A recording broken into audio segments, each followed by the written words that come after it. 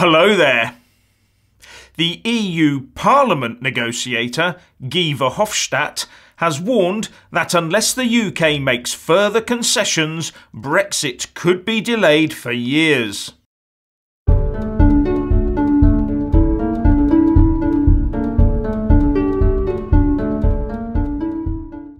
Although he recognised that 80% of the deal had been done, Guy Verhofstadt criticised the UK's insistence on rejecting an ongoing customs union between the EU and UK and said that the UK should quickly sign up to an association agreement with the EU, an agreement that would tie the UK into being a rule taker without the ability to trade in its own right. The time for wishful thinking and kicking the can down the road is fast coming to an end, Verhofstadt said. The UK government has rejected the EU's proposal for a common regulatory area, but it is yet to offer an alternative. A credible proposal is needed swiftly, so we can reach a deal before the June European Council.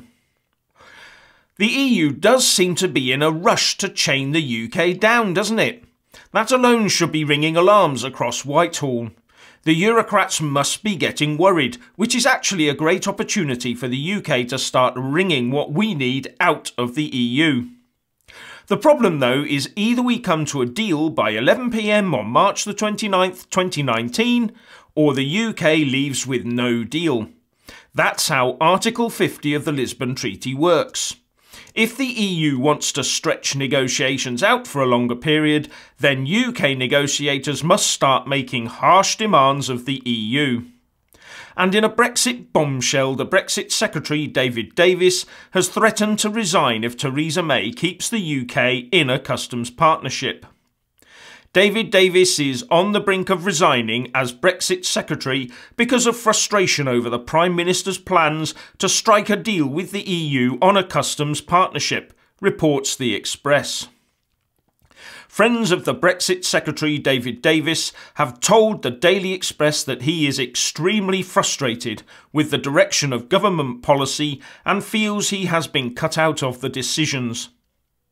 It appears that his decision will depend on the outcome of a crunch meeting of the Cabinet Brexit Subcommittee next week due to debate plans for a customs partnership, something that Brexiteers have already said is unacceptable.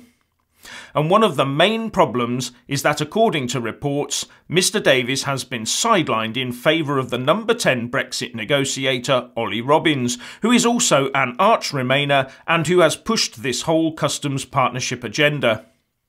According to one of Mr Davis's fellow MPs, the Brexit Secretary thinks that if there is going to be a total fudge over Brexit, why should he take the blame?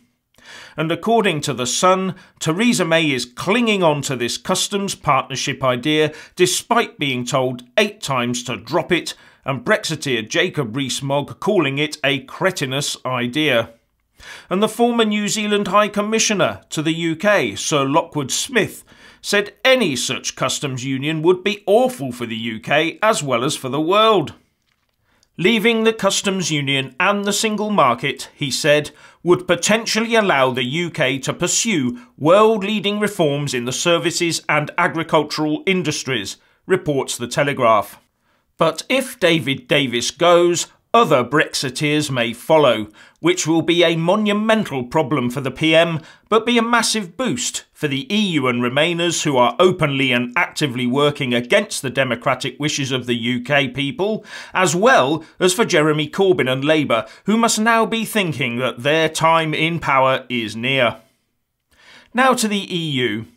The EU Commission President, Jean-Claude Juncker, will be giving a speech next week at the unveiling of a statue of the Prussian philosopher Karl Marx at an event in Trier commemorating the 200th anniversary of his birthday. Saying that the EU Commission President was well aware of the history and sensitivity around Karl Marx, Juncker's spokesperson, Mina Andreeva, said that not speaking about Marx would be close to denying history.